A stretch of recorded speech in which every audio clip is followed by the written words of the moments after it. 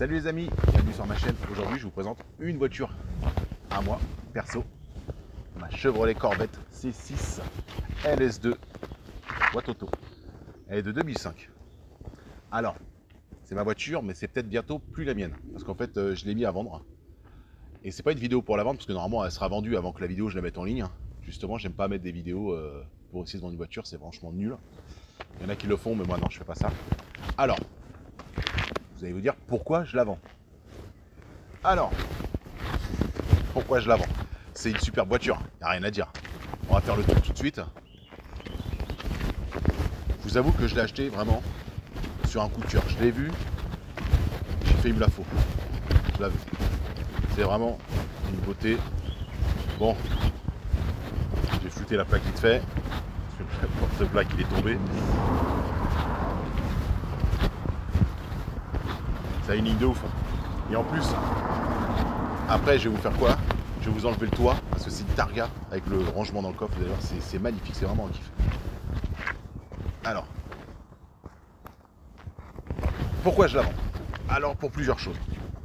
D'ailleurs, première chose, je suis pas habitué à conduire ces voitures-là, elles sont vraiment grosses. Ça fait quand même 1m84, si je ne dis pas de bêtises, de large. C'est pas si large que ça, mais on est ici tellement bas, c'est vraiment une supercar en fait. Et c'est avec le capot qui est gigantesque, moi j'ai un peu de mal, je suis pas en symbiose dedans. Après, je pense que si je me forçais, peut-être en faisant une session circuit, je m'y habituerais plus. Après, bon, c'est pas la raison principale, vraiment pas du tout ça. C'est un ensemble de petites choses. Alors, deuxième petite chose, il y a un truc qui est vraiment relou, c'est que d'origine c'est assez bas comme voiture, et ils ont mis des bavettes ici, en dessous de la voiture là. Et dès que vous prenez un dodan ou un changement même d'enrobé ou coquesse, c'est continuellement tout le temps ça frotte. C'est assez énervant au quotidien. Après voilà, bon, c'est que des petites conneries, mais ça. Et en fait surtout, le pourquoi je m'en débarrasse, c'est parce que je ne m'en sers pas.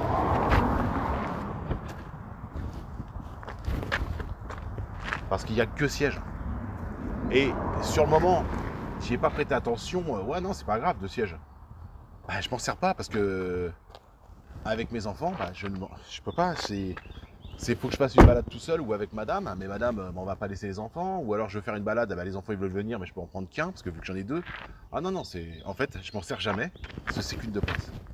Et c'est vrai, en fait j'ai jamais eu de voiture deux places, c'était ma première, et bah ça me convient pas parce que je peux prendre mes enfants. Voilà, c'est tout connement pour ça. Je m'en sers jamais, donc je me suis dit bah faut que je la vende parce que je m'en sers pas. Alors cette petite Corvette C6, elle fait quand même 4,430 m de long. Mais bizarrement, bah c'est pas bizarre, c'est juste, voilà, c'est comme ça. Elle est plus courte de 13 cm que son ancêtre, la C5. Voilà. Donc la C5, elle devait être vraiment longue. J'en ai jamais conduit. Après, ce qui change plus par rapport à la C5, bah, c'est ses phares avant, hein, vraiment. Ça, c'est les feux transparents. Alors que la C5, elle avait quand même les phares qui se lèvent, les pop-up. Ça, c'est vraiment un truc que je kiffe. Et on est revenu quand même à l'arrière sur les 4 feux ronds. Parce que sur la C5, c'était rond, mais vraiment ovale. Et je sais que ça plaisait pas trop aux gens. Là, on est revenu vraiment à la Corvette originale. Et je pense que c'est la dernière, parce qu'après la C7, elle a suivi, C8, et c'est plus du tout pareil. C'est vraiment, pour moi, les dernières. Voilà. Alors, ce qui est différent aussi sur la C6, ce qui est rigolo, c'est que devant, on est en 18, et derrière, on est en 19. Et la taille de pneu beaucoup plus fine devant que derrière. Là, c'est du 235, là, derrière, c'est du 285. Et là, c'est du 18, 19. Voilà, c'est vraiment spécifique. Voilà. Elle a vraiment une gueule super belle, moi j'adore. Je vais vous lever le capot, on va voir.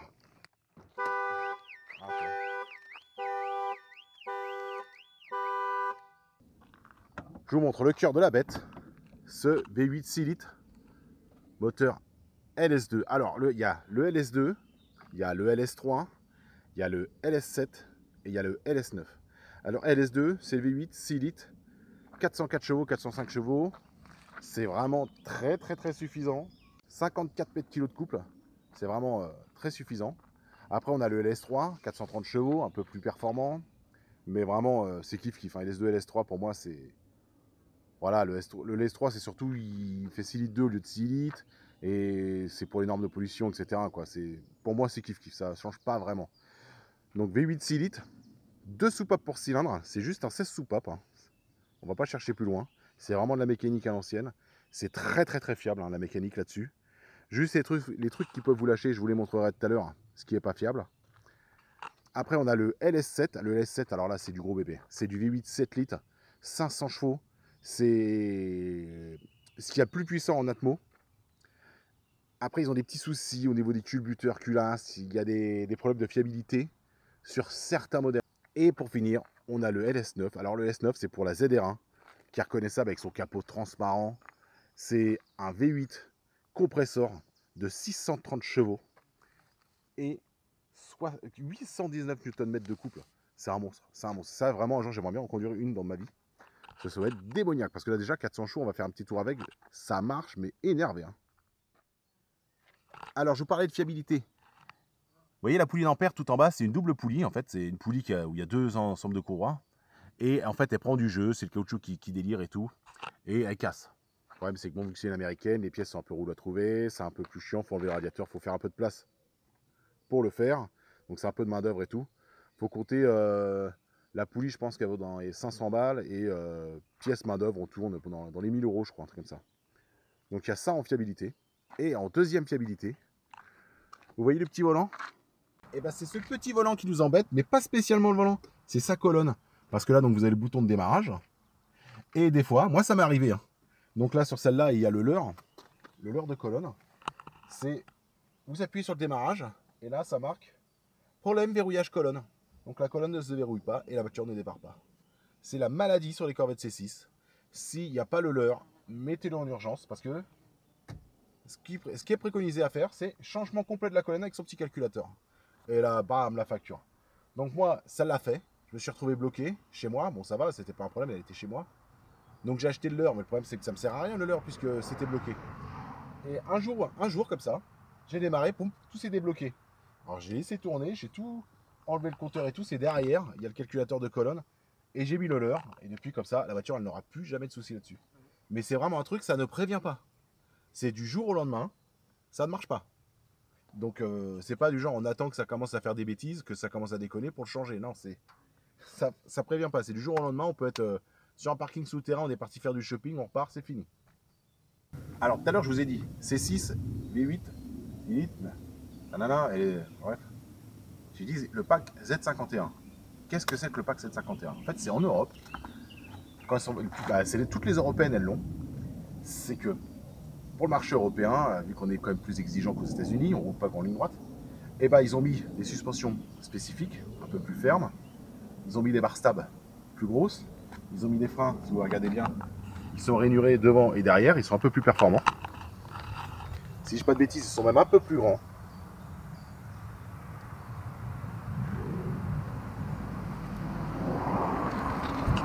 Mais le plus important pour moi, le plus intéressant, c'est entre les roues arrière. Le pont, il est autobloquant.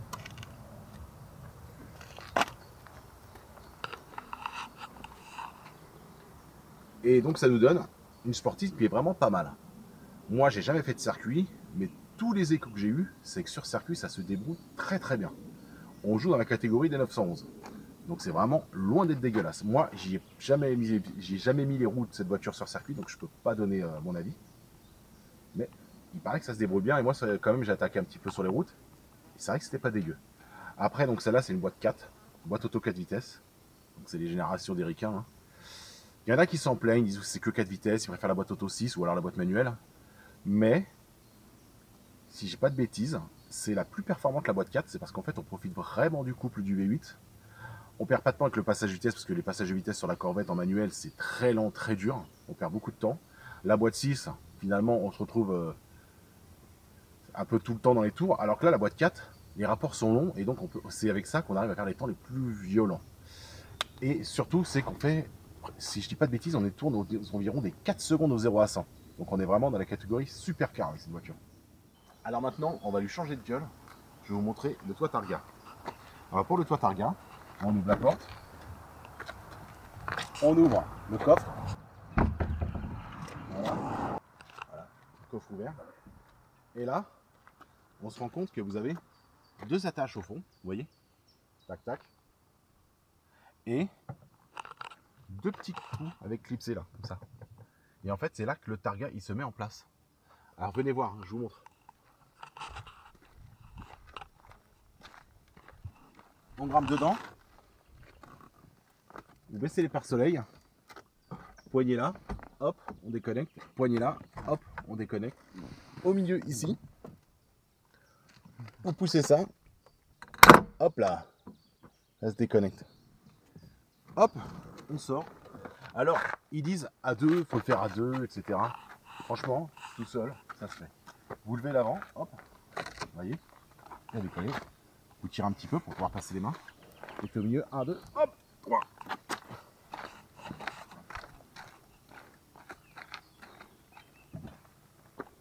Vous posez comme ça. Voilà. Après, vous remettez là, vous recentrez un peu. Voilà. Voilà. Bon, le coffre est pris, mais on a quand même de la place en dessous. Hein. Mais c'est sûr que ça prend le coffre quand même. Hein. Après, on ferme. Voilà. Vous relevez les pare-soleil.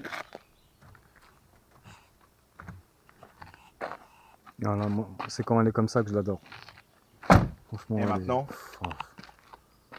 là, on est à Miami. C'est plus la même voiture. Hein, là, c'est vraiment une autre gueule. C'est quand je l'ai vu comme ça, j'étais obligé de craquer et de l'acheter. Comment vous voulez que je fasse autrement? La voiture, je l'ai vue comme ça en plein soleil. Et bien sûr que je l'ai acheté.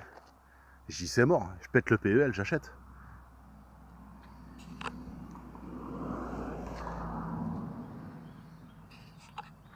D'ailleurs, pour les serres routiers, je pense qu'on va rouler comme ça.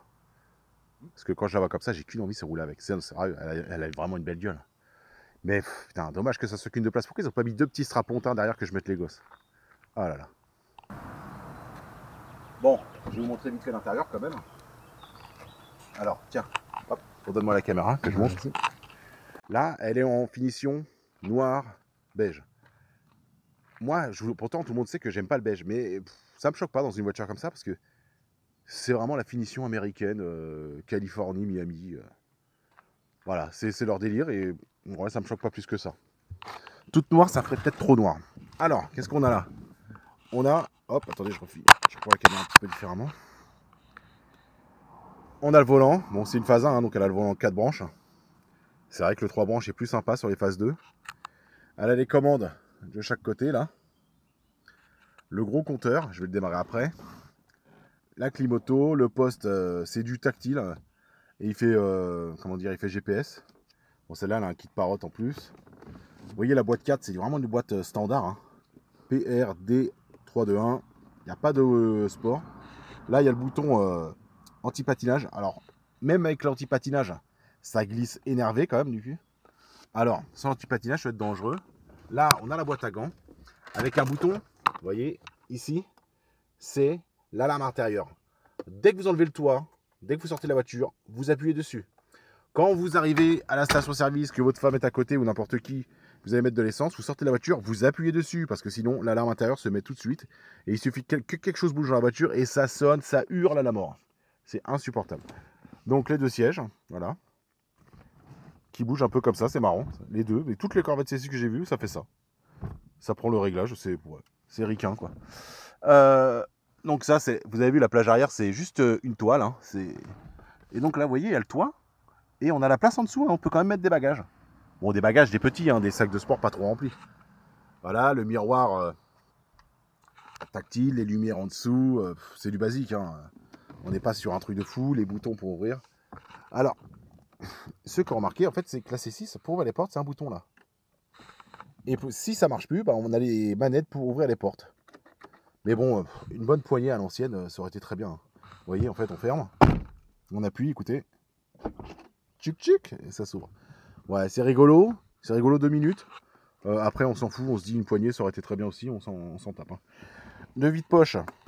Vraiment, pour vider ses poches légères, hein, c'est vraiment pas beaucoup de place.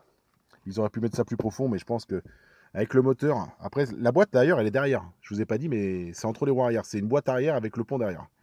Donc il doit y avoir l'arbre de transmission vu qu'on est très bas. Donc ça prend de la place. Là pareil, petit vide-poche, hop, hop, hop. Cendrier, bon celle-là c'était non-fumeur donc ça va, c'est propre. Voilà, quoi dire d'autre dedans, il n'y a rien d'extraordinaire, hein, les vitres, les trucs, c'est les boutons de réglage pour les sièges. Voilà, après ce qui est rigolo c'est qu'on peut mettre son nom. Regardez, je mets le contact, hop, je vais la démarrer, vous avez, il y a la... Voilà, il y a la... hop là, le test du compteur qui se fait, hop, tout s'efface, Chevrolet, hop, mon nom, Fabien qui s'affiche. Alors, je sais pas si on voit vraiment bien, mais il y a le tête-haute. Non, on voit pas vraiment, on voit pas, mais il y a le tête-haute avec... je vais essayer de vous la mettre dans le noir tout à l'heure, au moins pour que vous voyez. Pour qu'on voie quand même, parce qu'il y a le tête-haute, c'est rigolo, c'est qu'on peut mettre, il y a le mode où j'ai juste le kilomètre/heure. Il y a un autre et il y a encore un dernier avec carrément les valeurs, avec les G qu'on prend dans les virages. On peut mettre la température de moteur, de l'huile moteur, de l'huile de pont, de l'huile de boîte auto, tout. Ça c'est pas mal. Voilà, le compteur assez basique. On a les infos, l'essence qui descend beaucoup, faut pas se voiler la face. La batterie, la pression d'huile en kilopascal. On a aussi la température de moteur. Et alors, on va mettre voilà, la moyenne. 12 litres, c'est pas si dégueulasse que ça. Bon après, moi je fais de la... Chez moi c'est quand même de la route. Et c'est vrai que je suis pas un violent quand je roule sur les routes normales. Donc, mais quand on est en instantané, ça monte régulièrement à 40-50 litres. Faut pas se voiler la face. Ça boit quand même. Alors sur mon modèle perso, d'origine il y a deux gros silencieux. Et qui sont très très silencieux. Les gens ils deviennent fous. C'est que d'ailleurs, c'est que ça fait pas de bruit. On n'entend vraiment pas le bruit du V8. Et ça énerve les gens. Donc ils mettent des Borla, des silencieux sport qui coûtent une fortune. Sur celle-là, là, des silencieux sur mesure, en fait, c'est des silencieux tubes. Le gars, il a fait modifier ses échappements, il a fait supprimer les silencieux. Et ce qui donne un bruit juste monstrueux. Vas-y Seb, démarre et fais-nous entendre ça.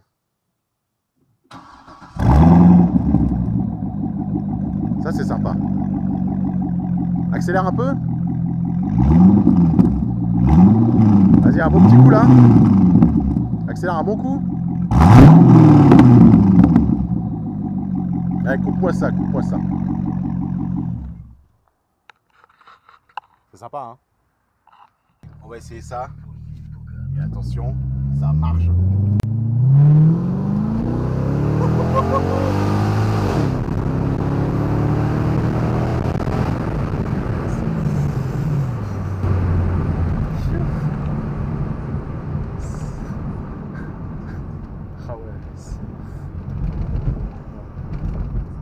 Alors, bof, franchement, ouais, non, ça, ouais, on en a fait quoi? On a été à 60 à l'heure, quoi. Un petit 70. Voilà, ouais, voilà, faut pas le dire, Voilà. Mais ça prend pas de régime. Oui, là, on accélère, on prend des vitesses. C'est ça. On prend 40, 50, maxi. Mais on dépasse pas les 2500 tours. On va vraiment la tartiner pour qu'elle dise, ok, je vais prendre du régime.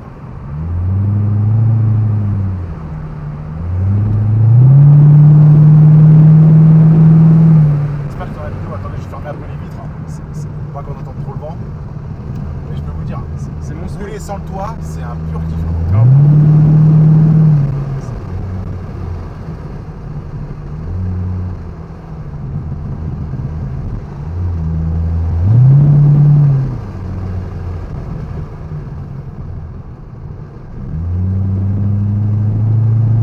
Alors vraiment, elle vire bien à plat, elle prend pas de roulis.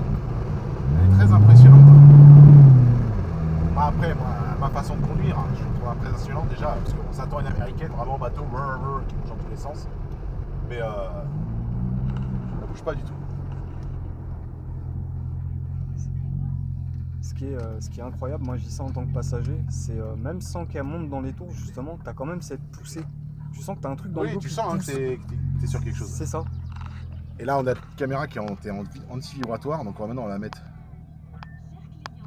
Hop. Voilà.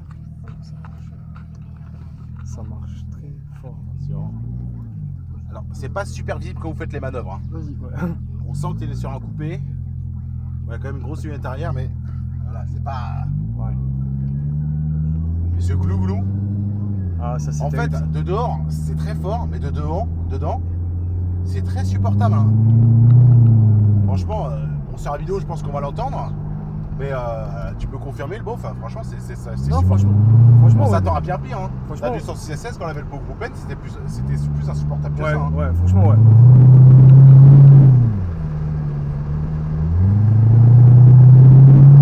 Ah, je voulais attaquer un peu dans les virages, mais là, avec les herbes hautes, je sais pas sur quoi je peux tomber. Ça fait des virages à la mode et voilà, j'ose pas y aller un peu fort. Ça freine bien, hein, franchement. C'est quand même après les années 2000, les américaines, elles ont quand même évolué, hein, dans le bon sens du terme. Parce qu'ils se sont dit, c'est vrai que nos châssis sont vraiment pas terribles.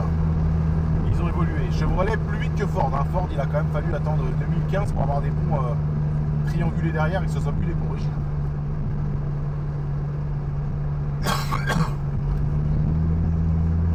Là, on est quand même sur une double triangulation à l'avant. Avec bien sûr, donc, avec un amortisseur, en fait un ressort à lame, mais si je dis pas de bêtises, c'est en fibre composite, hein, c'est pas une lame en ferraille n'importe comment. Derrière, on a un vrai train arrière aussi. Non, on est vraiment sur quelque chose de correct. Hein.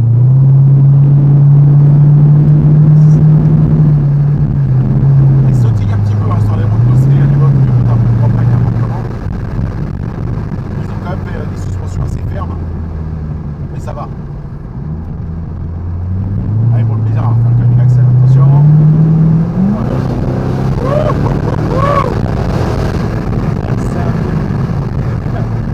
C'est le bruit qui est fait quand on s'énerve. Grave. On a l'impression de trouver un petit peu une 63 MG. C'est différent quand même, mais tu sens qu'AMG, quand ils ont fait leur 63 MG, ils ont pris le délire des V8 Requin avec qui se met de hurler à la mort quand on leur met gaz. Et ça, c'est sympa. Ouais, franchement, c'est plaisant.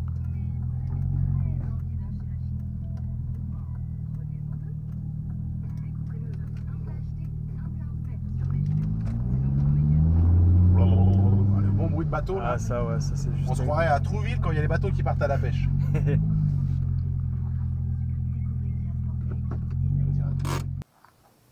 Voilà, c'est la fin de la vidéo. Alors, elle est belle, hein. Franchement, il n'y a rien à dire. Mais donc, je m'en sépare parce que vraiment, le plus gros défaut que j'ai, c'est que c'est qu'une de place et je peux pas m'en servir avec mes enfants. Voilà, et donc finalement, je m'en sers pas beaucoup. Je fais de temps en temps une petite balade tout seul ou avec le beauf qui m'accompagne. Mais bon, deux mecs dans un cabriolet, ça fait toujours un peu bizarre. Donc voilà. Sinon, c'est une super voiture qui commence à se toucher à des prix pas